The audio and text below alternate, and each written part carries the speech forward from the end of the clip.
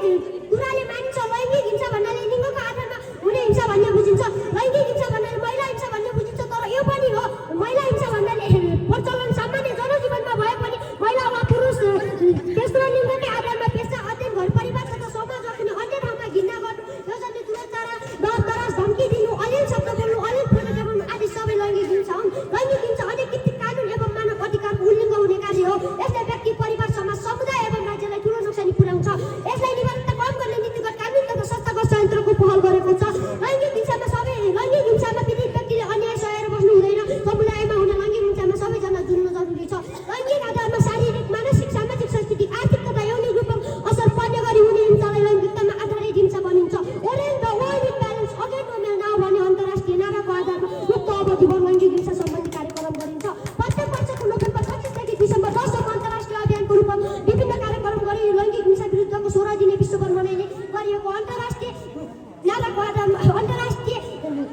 सन्दर्भमा नेपाल सरकारको मन्त्री स्थल 2021 गतेको निर्णय अनुसार यसै वर्ष पनि नेपालभरिको जुनै रूपमा मनाउँदै गर्दा धेरै सहयोग गर्नेछ भन्ने लागेको छ हो सभाध्यक्षज्यू महिला पुरुष छोराछोरी लैङ्गिक हिंसा कसैप्रति गर्दैनन् हामी कहाँ अझै पनि यस्ता रूपहरू देखिन्छन् ती हुन् घरेलु हिंसा यौन दुर्व्यवहार मानव विकृति आदि सबै हाम्रो समाजको गम्भीर चुनौती हुन्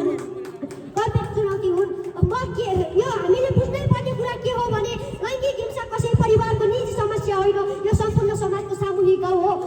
सभाध्यक्षज्यू लैङ्गिक हिंसा समाधान गर्ने विभिन्न उपायहरू अपनाउनु पर्दछ ती उपायहरू निम्न प्रकारका रहेका छन् नम्बर 1 मा रहेको छ कि शिक्षा र चेतनामूलक कार्यक्रम गराउने नम्बर 3 मा रहेको छ नम्बर 2 मा रहेको छ पीडित मैत्री वातावरण गराउने पीडित मैत्री वातावरण सिर्जना गर्ने नम्बर 3 मा रहेको छ सबैलाई कानुन तथा सचेतना जानकारी दिने युवाको सक्रियता बढाउने र सभाध्यक्षज्यू यो लैङ्गिक हिंसा कुनै पनि व्यक्तिले कुनै पनि समाजमा वा कति बेला हुन्छ र कतिखेर हुन्छ भन्ने कुरा हामीलाई थाहा हुँदैन यो लैङ्गिक हिंसा जहाँ पनि हुन सक्छ यो लैङ्गिक हिंसा अन्य ठाउँमा हुन्छ जस्तो कि घर परिवार समाज समुदाय विद्यालय कार्यालय जस्तो कि मानव एउटा कक्षा 8 कक्षामै मानव र व्यक्तिको नाम लगे मैले राम र श्याम मानव तिनीहरूले भनेछन् एउटा बुक रामले पढेछ गणित श्यामले पढेछ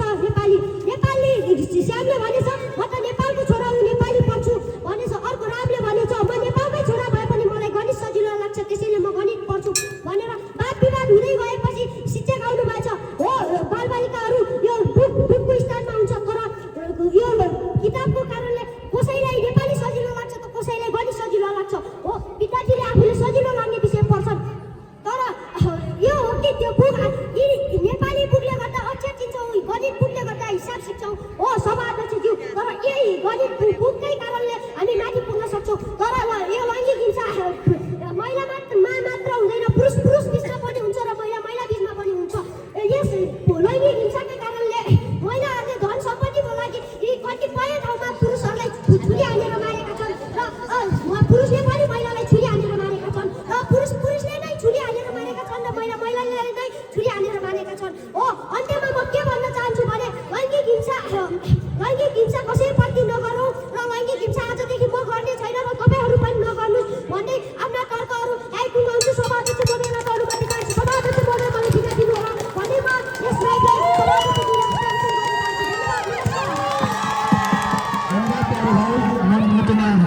सबैको सफल